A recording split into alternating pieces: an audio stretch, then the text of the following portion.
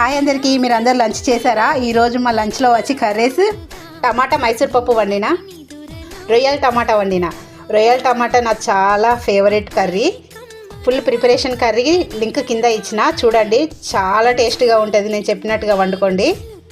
లాస్ట్లో తినడానికి పెరుగు, క్యారెట్, బీట్రూట్ సలాడ్స్.